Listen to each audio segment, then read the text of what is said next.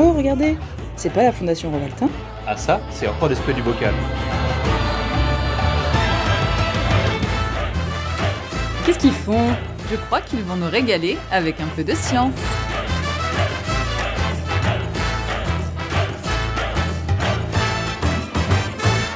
Bonjour à tous et à toutes et bienvenue dans ce nouvel épisode de la parenthèse scientifique qui sent bon le muguet. Et oui, nous sommes au mois de mai et ce nom viendrait du latin Maius, qui fut donné par les Romains en l'honneur de la déesse Maia. Alors de là, évidemment, il n'y a qu'un pas, même grand, pour découvrir le sujet de notre émission ce mois-ci. Et puisqu'il s'agit de trouver une ancienne figure télévisuelle, allez, faites un effort. Maia. Allez, oui. Maia l'abeille. Allez, ce mois-ci, nous parlons de ces insectes emblématiques qui ravissent vos papilles, l'abeille mellifère ou domestique. Mais d'une façon, cette fois-ci, un petit peu particulière, puisque nous allons nous intéresser à leur cerveau et surtout à leur capacité olfactive au travers de cette question, comment les abeilles perçoivent et mémorisent les odeurs. Et pour m'accompagner aujourd'hui, quelle chance, Julien, Bonjour tout le monde. Damien, Bonjour à toutes et tous. Manon Bonjour.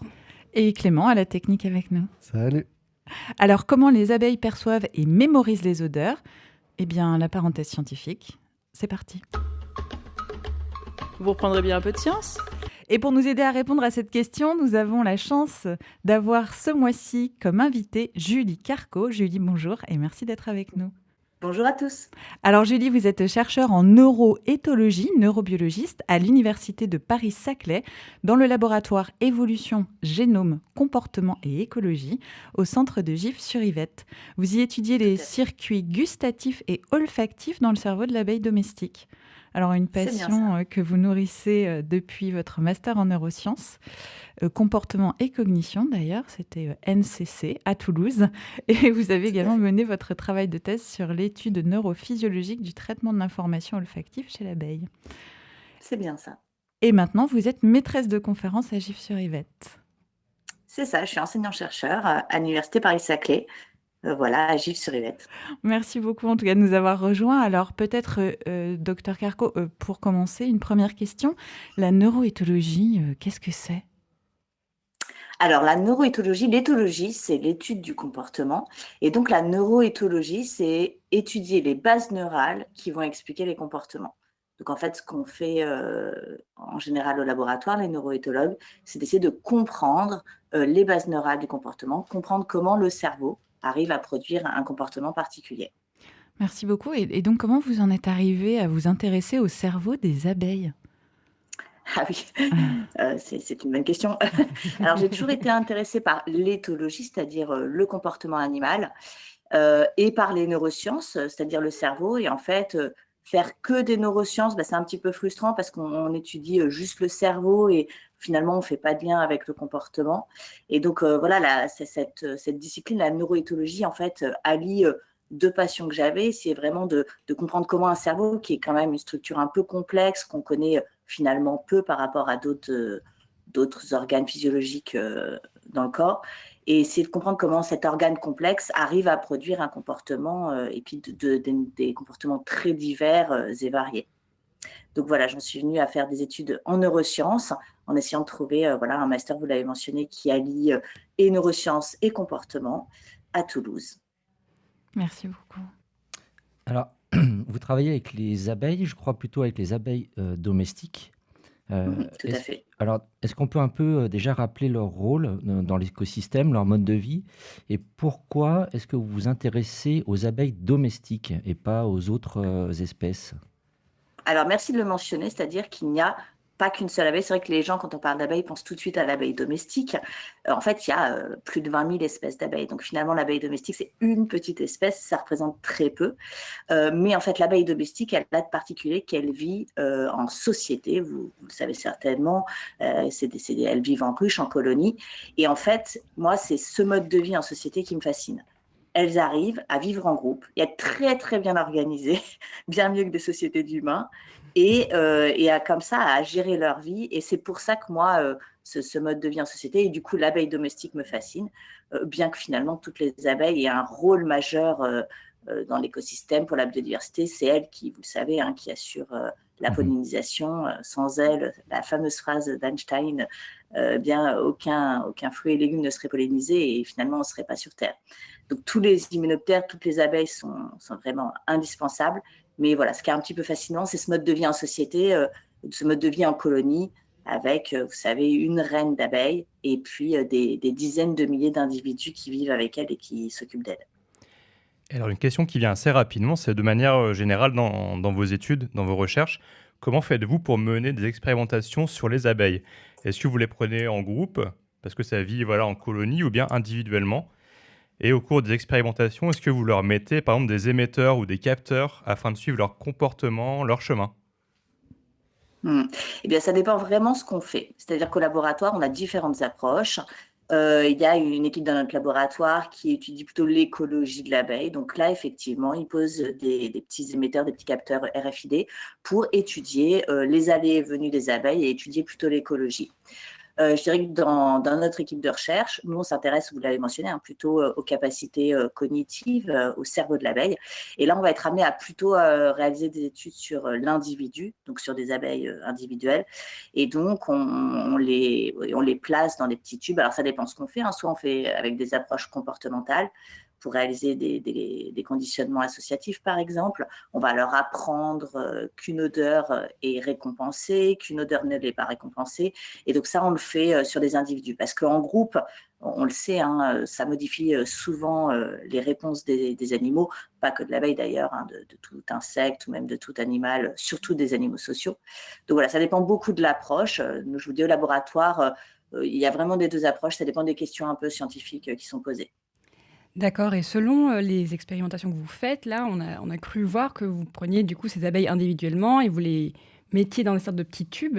Est-ce que ça peut les stresser potentiellement et donc avoir une influence sur les résultats au final? Non, c'est une bonne question. Alors, on fait tout pour vraiment maximiser le bien-être animal. Donc, on les prend à la sortie de la ruche. Donc, vous l'avez mentionné, notamment, on les fixe dans des petits tubes. Ça, c'est pour réaliser ce qu'on appelle le conditionnement associatif olfactif. Donc, ça, on leur apprend qu'une odeur va être récompensée par du sucre. Et donc, pour faire ça, on les place dans des petits tubes. Mais donc, on fait en sorte, donc on est obligé de les endormir, hein, pour faire ça. Et on fait en sorte de les manipuler avec le plus de précautions possible. Et on les laisse évidemment se reposer et récupérer un petit peu de ces manipulations. Et on a en général une batterie de contrôle pour vérifier que le stress ne va pas modifier soit la réponse comportementale, soit les réponses neurophysiologiques. Donc en général, voilà, on fait bien attention à ça. D'accord. Oui, c'est vraiment extrêmement intéressant, merci. Et donc là, sur ce sujet des odeurs et de comment les abeilles reconnaissent les odeurs, déjà, on s'est posé cette question en préparant l'émission. Qu'est-ce qu'une odeur?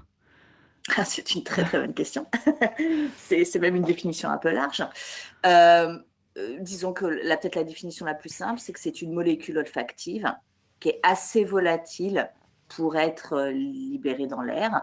Et en ce qui concerne les animaux de manière générale, c'est une molécule qui va être détectée par ce qu'on appelle un récepteur olfactif. Donc, c'est une petite protéine qui va venir fixer l'odeur et puis après qui va être traitée dans le cerveau. Donc chez l'abeille, voilà, il y a des récepteurs olfactifs, tout comme chez les vertébrés d'ailleurs. Et voilà, c'est toute molécule qui peut être détectée par un système olfactif en fait. Et à l'inverse, peut-être si je peux faire une analogie par rapport aux molécules qu'on va appeler gustatives, ça c'est souvent des molécules qui sont plus lourdes, qui ne sont pas forcément volatiles et du coup qui ont besoin, pour être détectées, d'être au contact de l'animal. Alors que pour l'odeur, elle va être volatile et va pouvoir se fixer comme ça dans l'air. Merci beaucoup. Et donc ces odeurs, quel est le but de l'étude comportementale que vous faites sur ces abeilles domestiques? Alors là, oui, ce que je mentionnais, c'est ce qu'on appelle le conditionnement de l'extension du proboscis. Et donc là, on va prendre une odeur. Alors, on a toute une batterie d'odeurs, mais souvent, c'est des odeurs simples, pas trop compliquées. Et on va les associer avec une récompense de sucre.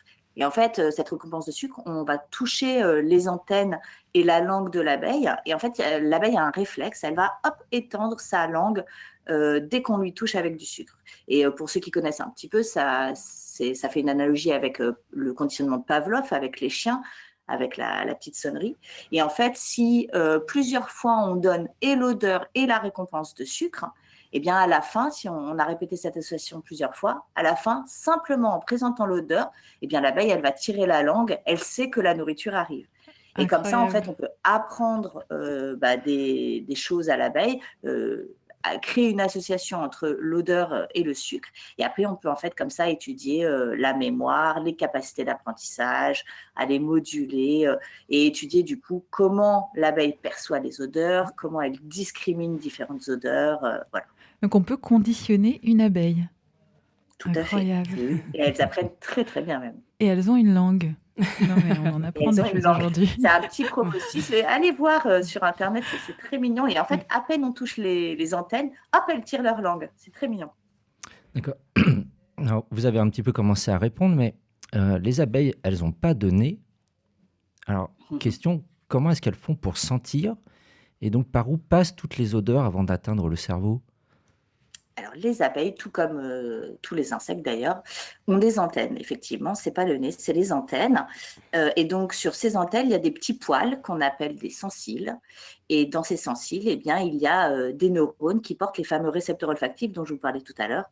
Et c'est sur ces protéines, sur ces récepteurs olfactifs que les odeurs vont se lier. Et en fait, ce qui est très étonnant, c'est qu'il y a une très grande similitude entre le système olfactif des invertébrés, de manière générale des insectes, et celui des vertébrés. Parce que donc, ces récepteurs, bien qu'ils ne soient pas les mêmes, par exemple avec la souris, derrière le traitement est très similaire. Et donc, en fait, l'information, hop, après, va être envoyée vers le cerveau, dans différentes régions du cerveau. La première, c'est celle qu'on appelle le lobe antennaire. Ça correspond au premier centre du traitement de l'information olfactive. C'est, pour ceux qui connaissent, un peu l'équivalent du bulbe olfactif, chez nous les hommes ou les souris. Puis après, vers des centres un peu plus, enfin des centres supérieurs. Voilà. D'accord. Et alors, vous étudiez la perception des odeurs chez l'abeille. Il y a aussi d'autres laboratoires qui s'intéressent à la vision, notamment à Toulouse, leur capacité à reconnaître des couleurs, des formes et l'apprentissage qu'elles en font, encore une fois. Mais qu'est-ce qu'elles vont utiliser le plus quand elles vont se diriger, chercher des fleurs? Elles vont utiliser leur vue principalement ou leur odorat? Et est-ce que c'est beaucoup plus développé que chez les humains, malgré leur taille, ces deux sens-là? Alors, oui, c'est une bonne question. Alors, elles utilisent vraiment les deux. Les insectes de manière générale, mais surtout les abeilles, utilisent, je dirais, tant la vision que l'olfaction, mais ça dépend dans quel contexte. C'est-à-dire à longue distance, si on voit une fleur, à longue distance, elles utilisent la vision principalement. Donc, elles vont voir la forme, elles vont voir la couleur de la fleur. Et donc là, elles vont se diriger parce qu'elles ont peut-être appris que la fleur rouge, qui a une forme ronde comme ça, donne un bon nectar. Et c'est plutôt à plus courte distance qu'elles vont utiliser les signaux olfactifs. Et là, elles vont beaucoup se diriger avec l'olfaction. Donc, c'est vraiment, je dirais, un mélange des deux. Et effectivement, les insectes sont bien plus olfactifs que nous, les humains ou les vertébrés. Effectivement, elles utilisent bien plus le système olfactif que nous.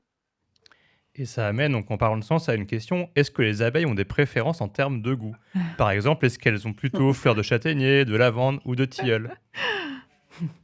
Alors, c'est pas tant en goût. Enfin, une abeille, c'est un peu primaire. Disons que plus c'est sucré, mieux c'est. Alors après, quand c'est trop sucré, c'est pas non plus idéal.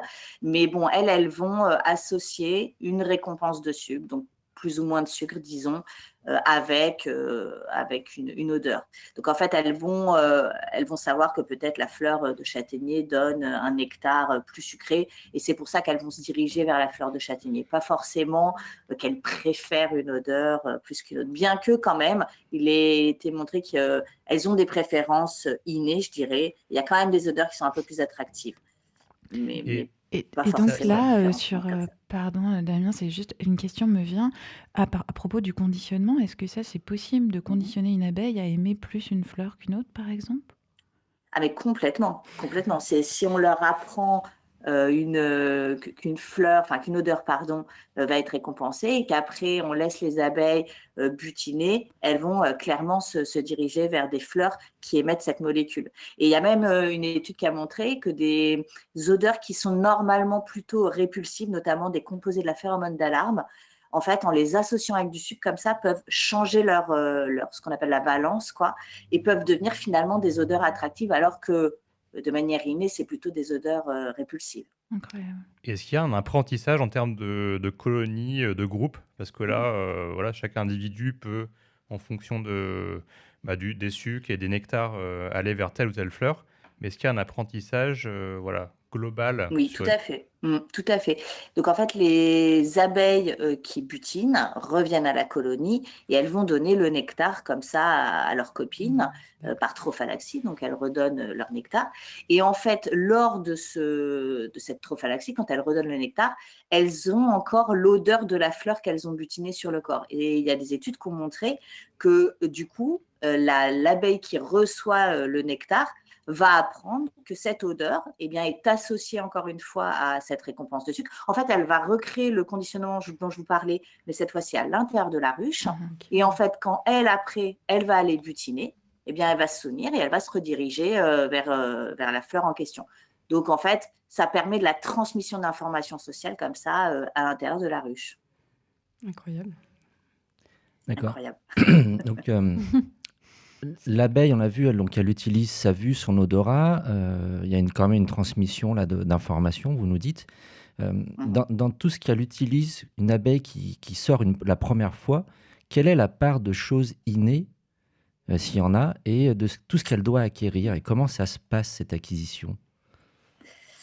C'est compliqué de répondre à cette question parce que, alors, il est certain qu'il y a une part d'acquis au sein de la ruche. Et puis après, il y a quand même oui, certaines préférences innées.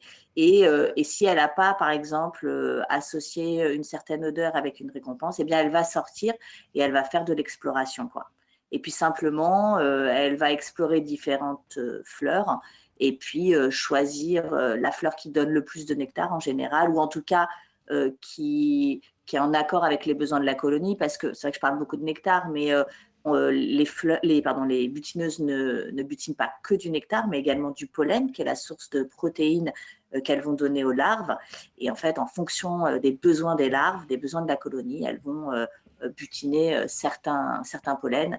Et donc, en fait, elles vont faire de l'exploration et puis après essayer de se diriger vers des pollens ou des nectars qui sont importants pour les besoins de la colonie. Donc, il y a un peu des deux, en fait, et c'est comme nous, hein, il y a une part d'inné et une part d'acquis. Alors, à la Fondation Rovaltin, on soutient la recherche en santé et environnement et on s'intéresse particulièrement aux effets et conséquences des polluants sur les êtres vivants, donc environnement, écosystèmes, animaux, etc. Quand on parle d'abeilles, la question du déclin des populations et de l'érosion de la biodiversité arrive assez rapidement, avec l'exposition notamment à des pesticides, en particulier les néonicotinoïdes. Est-ce que vous pouvez nous dire quels sont les effets de l'épandage donc de pesticides, en particulier de ces néonicotinoïdes, sur les abeilles? Alors, oui, il y a vraiment une pléthore d'études scientifiques sur ce thème. Les néonicotinoïdes, alors c'est ceux qui sont beaucoup étudiés. En fait, ça touche notamment tout ce qui est système cholinergique. C'est l'acétylcholine qui est en fait un neurotransmetteur très important dans le cerveau de l'abeille. Et c'est pour ça qu'en fait, ça fait des ravages. Donc, il y a plein d'études sur ce sujet. Il y a notamment des études, peut-être les plus connues, qui montrent que les néonicotinoïdes ont un effet sur le système moteur des abeilles. Donc, ce qui a été montré, c'est quand on applique des néonicotinoïdes, elles ont du mal après à bouger, à bouger correctement. Mais en fait, plus récemment, ce qui a été montré, c'est qu'il n'y a pas qu'un effet sur le système moteur, mais également un effet sur le système sensoriel et puis l'apprentissage et la mémoire.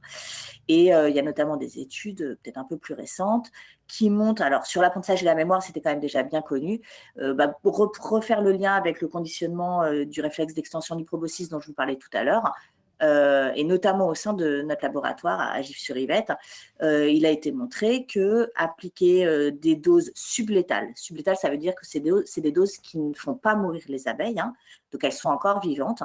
Et donc si on applique des doses sublétales de néonicotinoïdes, les abeilles apprennent moins bien. Elles ont du mal à apprendre à faire l'association entre l'odeur et le sucre, et ce serait également vrai avec des couleurs ou autre chose. Et puis, également plus récemment dans d'autres laboratoires, notamment en Italie, il a été montré que, alors ça a un effet sur l'apprentissage et la mémoire, mais pas seulement, également sur vraiment la perception sensorielle. Et en fait, normalement, en conditions normales, 2 odeurs peuvent être très bien discriminées. Et ça, elles en ont besoin quand elles butinent. Elles ont besoin de savoir que cette odeur, ça ne donne pas un bon nectar et que cette odeur, à l'inverse, donne un bon nectar. Il a été montré que l'application de néonicotinoïdes impacte cette discrimination.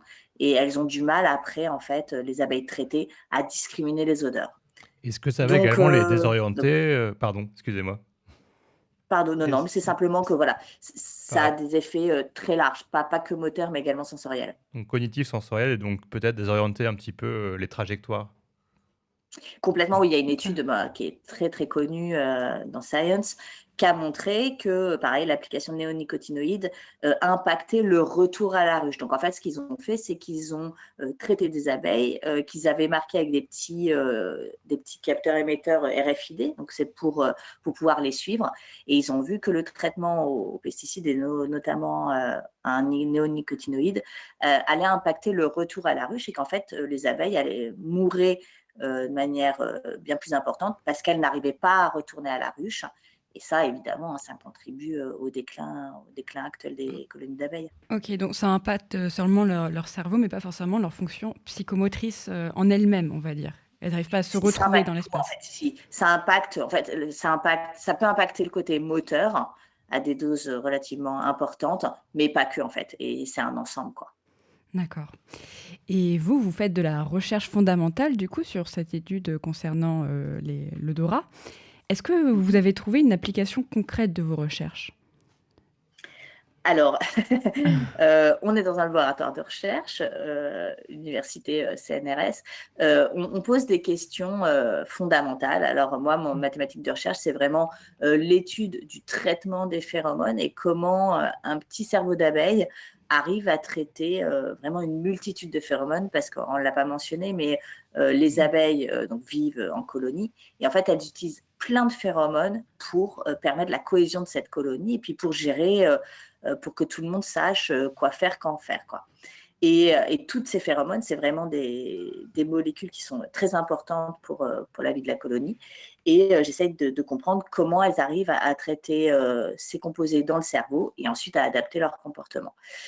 Donc, il n'y a pas forcément dans mathématiques de recherche une application directe. Néanmoins, en fait, une fois qu'on connaît les bases fondamentales, on peut tout à fait après aller voir, par exemple, l'effet, comme on vient de le mentionner, l'effet des pesticides sur le traitement de ces phéromones. Et ça, ce serait très impactant, évidemment, que ces néonicotinoïdes viennent impacter le traitement des phéromones, parce que sans un bon traitement de ces composés qui sont essentiels à la cohésion de la colonie, évidemment, la colonie ne fonctionne plus normalement. Et puis, on peut éventuellement, mais ce n'est pas ce qu'on fait nos laboratoires, mais il y a des laboratoires qui le font au niveau mondial, d'étudier l'effet des différents stresseurs. Alors, il n'y a pas que les pesticides, mais l'effet des maladies, l'effet... il y a plein de, même des ondes, voilà. Oui, une façon pour les protéger aussi, en somme, de les connaître Tout pour à mieux les fait, voilà. protéger. Il faut connaître en fait les fondements fondamentaux pour après essayer d'étudier ce qui peut impacter la vie de cet insecte. Très important pour notre vie à tous, en fait. Donc on voit là que l'abeille est capable de traiter énormément d'informations, et justement, on voulait vous poser cette question parce que sur la prospective INRAE de l'agriculture sans pesticides en 2100, qui est sortie assez récemment, l'une des propositions, c'était d'utiliser la biotechnologie et des petits robots pour aller polliniser les plantes. Et on voulait avoir votre avis là-dessus. Qui est mon avis vraiment personnel. Moi, je pense qu'il faudrait plutôt essayer de préserver ce qu'on a plutôt qu'en fait trouver des solutions pour continuer à foncer dans le mur. Donc, je sais bien que c'est compliqué, mais il faudrait réduire l'utilisation des pesticides et garder cette belle biodiversité et cette chance qu'on a. Et effectivement, en fait, je crois même que c'est en Asie, ils sont obligés de polliniser à la main parce qu'il n'y a plus assez d'insectes. Donc, je pense que idéalement, il faudrait simplement réduire ce qui cause des problèmes plutôt qu'essayer de trouver des stratégies alternatives. Maintenant, pourquoi pas, ça fonctionne très bien, effectivement. Il y a des robots qui permettent de polliniser, mais voilà. Bon. Oui. On est Vive la plutôt d'accord diversité. avec vous. Ouais. Ouais, bien, écoutez, merci Ça reste beaucoup, personnel, hein. Julie, pour cette interview. Je pense qu'on a appris plein de choses aujourd'hui. C'est super. Oui, c'était vraiment Je suis passionnant. On est un peu frustrés de devoir vous quitter, mais en tout cas, on vous remercie chaleureusement pour Eh tout bien, ça. merci à vous pour l'invitation. Et puis, très bonne continuation. Merci, Merci. bonne journée Merci à vous. beaucoup. Et Bonne nous, journée. on Merci, part au revoir. pour La Femme, Ituteva.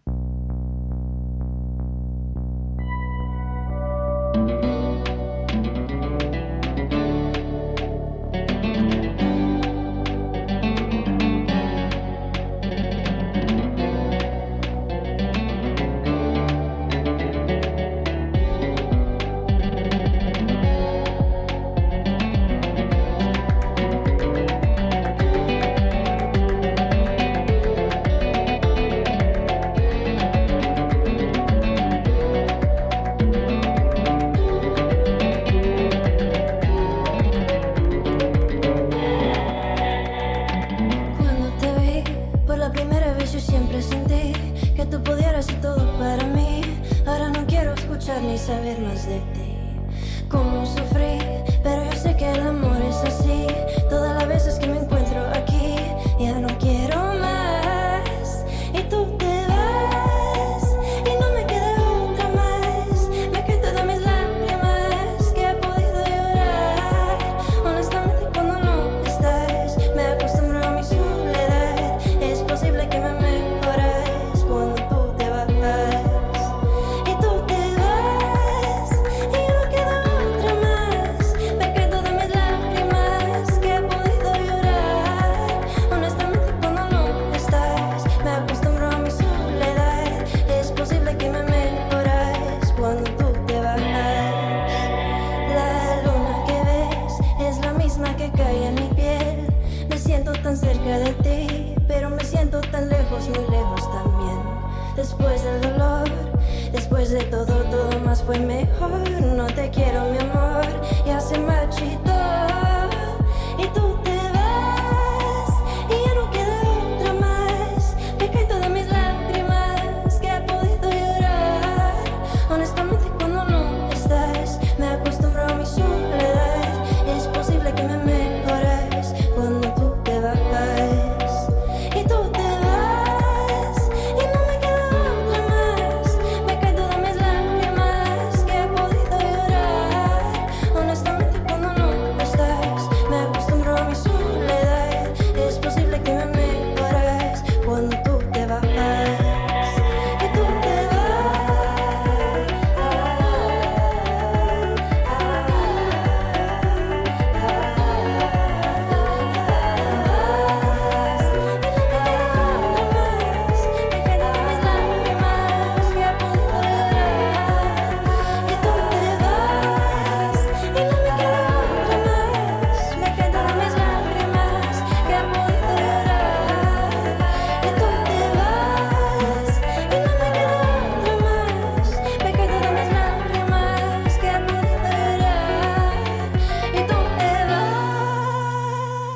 Allez, les actus scientifiques, c'est parti. Mais juste avant, une petite parenthèse de Manon.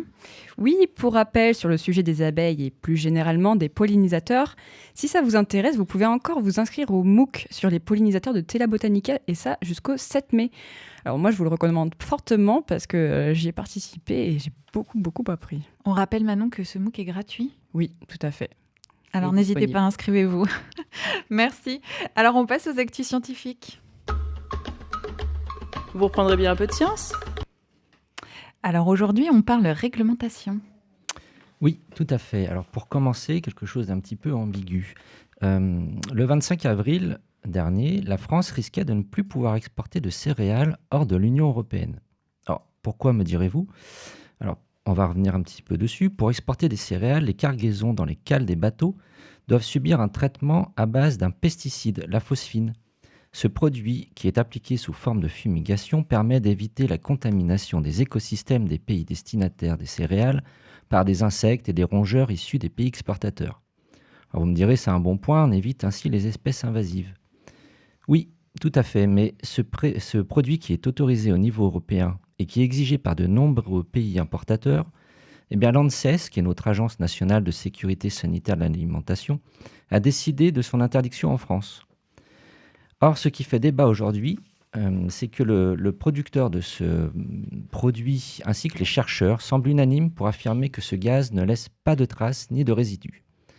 Alors on peut se demander pourquoi une telle décision de l'ANSES. Alors c'est parce que ce qui est dangereux et qui est non autorisé, c'est que les tablettes de phosphine soient au contact direct des grains. Et pour cet usage précis, le fabricant n'a pas renouvelé la demande d'autorisation de la substance. Sauf que depuis, face aux protestations que cette décision avait provoquées, l'ANSES a retiré son interdiction. Tout ça est un petit peu ambigu et un petit peu mélangé, et cela pose notamment la question de l'harmonisation des normes environnementales au niveau mondial, tandis que ce revirement des décisions montre la difficulté des arbitrages entre impératifs économiques et environnementaux. Merci Julien. Alors on parle également plastique, on en parle beaucoup en ce moment et mi-avril, le 16 dont je vous avais déjà parlé, le Conseil économique, social et environnemental a voté la mise en place ou la volonté de la mise en place d'un traité international, de type les accords de Paris, sur la pollution par les plastiques, accompagné d'une vingtaine de mesures et de recommandations qui sont proposées par ce CESE. Alors, c'est important, cette décision et ce vote, puisque c'est porté par Sabine Roux de Bézieux, de la Fondation de la Mer, et Nathalie Vandenbroek, vice-présidente de Surfrider Fondation Europe. Et cette feuille de route, elle est là pour mieux lutter contre la pollution plastique et elle est à destination des négociateurs, évidemment en premier lieu du gouvernement français, mais également de l'Union européenne et évidemment à l'international. Et cette décision-là est vraiment d'importance puisqu'elle pose les bases d'un traité international ambitieux en réponse à l'appel des Nations Unies et place le CESE comme une force de proposition sur ces sujets environnementaux. Voilà, et on parle de géologie aussi. Un nouveau type de roche a vu le jour, répondant au doux nom de plastique route ou plastique glomérat, et qui serait issu de la liaison entre des déchets plastiques et des roches en place. Alors, les premières roches de ce type ont été observées sur l'île de Madère au Portugal en 2016 déjà, et depuis, de nouveaux exemples ne cessent d'apparaître. Le dernier en date se trouvant sur l'île de Trindade au Brésil. Et cette formation serait due à l'accumulation de déchets plastiques, en l'occurrence des filets de pêche sur les plages, qui fondraient avec la hausse des températures pour finalement s'incruster dans les matériaux naturels. Voilà encore un bien triste exemple de l'impact humain sur l'environnement. Et puis la démonstration que le plastique est vraiment absolument partout. Et pas fantastique. Allez, on passe à Copernicus, Damien ? Copernicus et changement climatique. Alors Copernicus, c'est quoi ? C'est le programme d'observation de la Terre de l'Union européenne. Et ce programme Copernicus a publié le jeudi 20 avril dernier son rapport sur l'évolution de la température et de la concentration de gaz à effet de serre dans l'atmosphère dans le monde en 2022, basé sur des données satellitaires et également terrestres.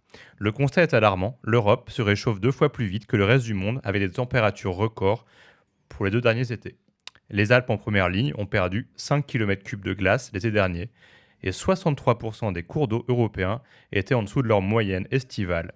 Cette accélération du réchauffement est due à la proximité de l'Arctique, qu'on appelle amplification arctique. C'est un phénomène peu connu, mais qui a des conséquences dramatiques. Ça augmente l'ensoleillement et fait baisser la quantité des nuages, alors que ces derniers constituent une protection. S'il n'y a pas de réduction des gaz à effet de serre, il faudra donc s'attendre à une hausse de la fréquence des événements extrêmes.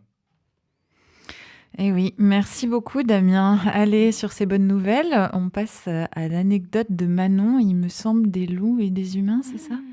Oh.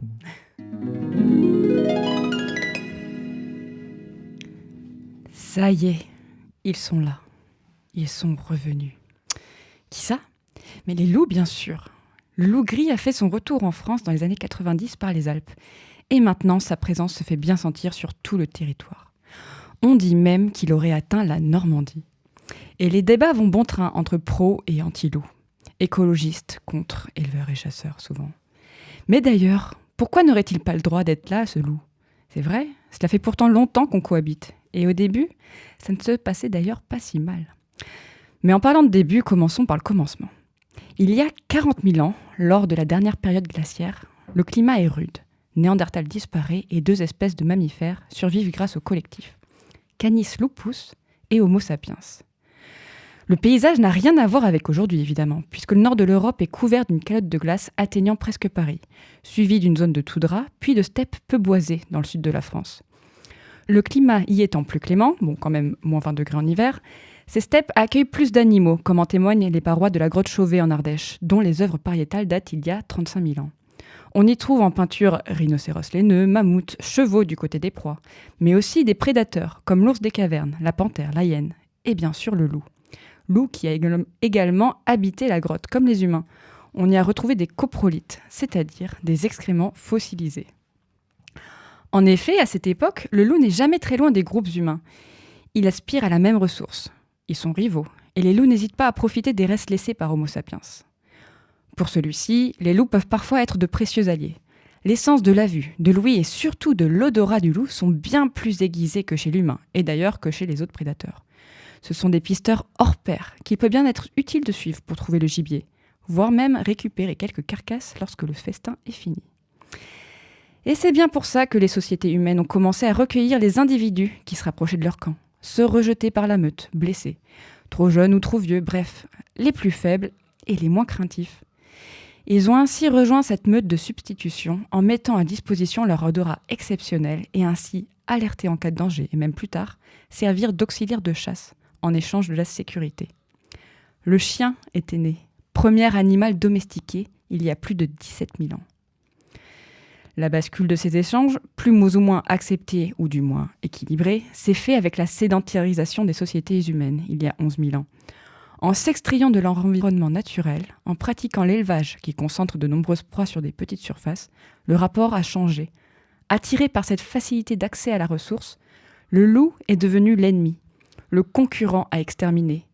La chasse au loup a commencé. Mais le loup n'est-il pas au fond le sauvage qui lutte pour survivre et revendiquer son droit d'exister ? Ne remet-il pas en cause le modèle humain qui s'accapare les terres et les territoires et ne laisse que trop peu de place aux vivants qui ne lui appartient pas ?